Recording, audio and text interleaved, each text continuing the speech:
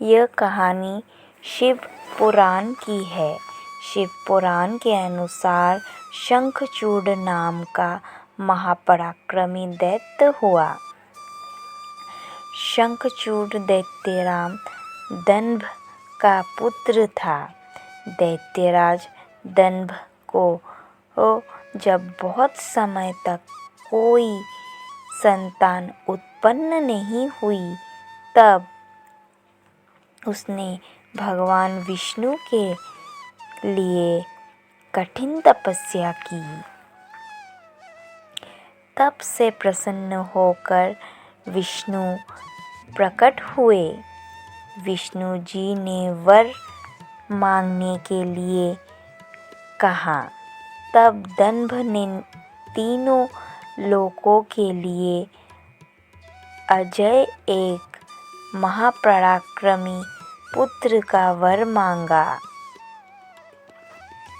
श्रीहरि तथास्तु बोलकर अंत ध्यान हो गए।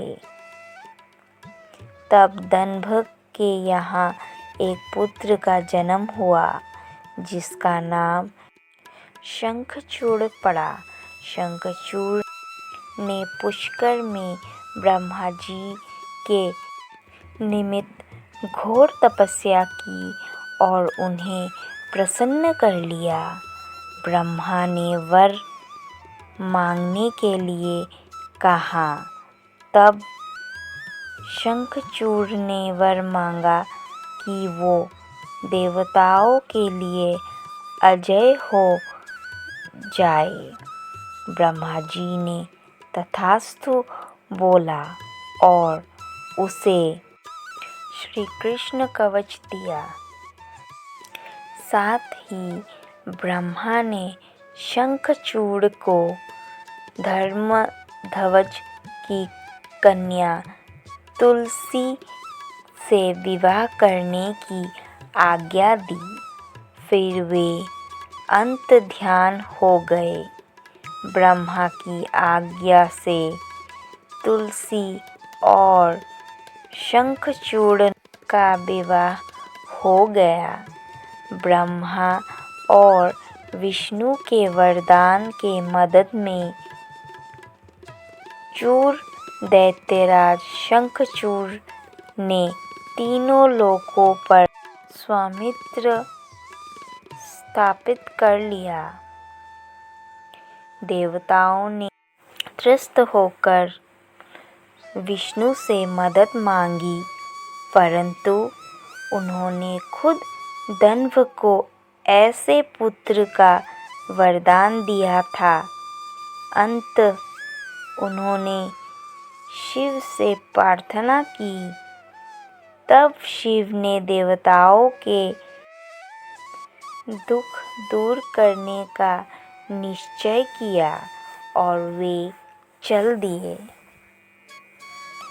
परंतु श्री कृष्ण कवच और तुलसी के पतिव्रत धर्म की वजह से शिव जी भी उसका वध करने में सफल नहीं हो पा रहे थे। तब विष्णु ने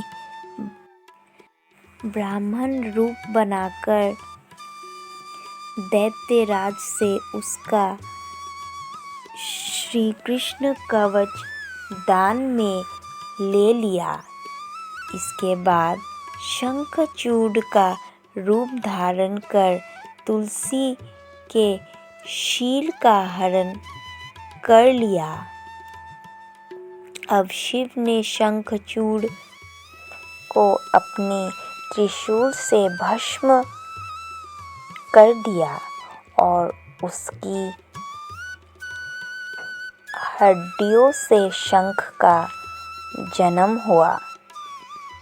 चूंकि शंखचूड़ विष्णु भक्त था, अर्थात लक्ष्मी विष्णु को शंख का जल अति प्रिय है और सभी देवताओं को शंख से जल चढ़ाने का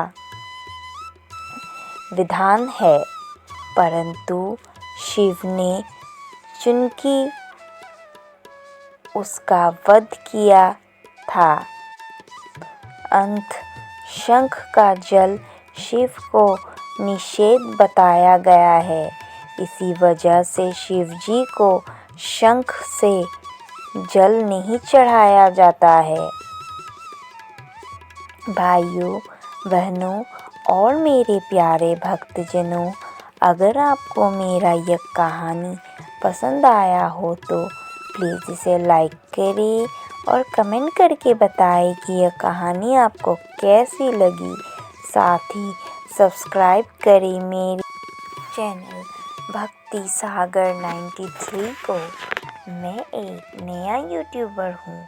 मुझे आपकी हेल्प और सपोर्ट की बहुत आवश्यकता है। आपके लाइक्स, आपके कमेंट एंड आपके सब्सक्रिप्शंस मेरे लिए बहुत ही महत्वपूर्ण है। देखते रहिए मेरे चैनल भक्ति सागर 93 को। आपको हर दिन मेरी ऐसे ही नए नए रोचक कहानियाँ सुनने को मिलेगी।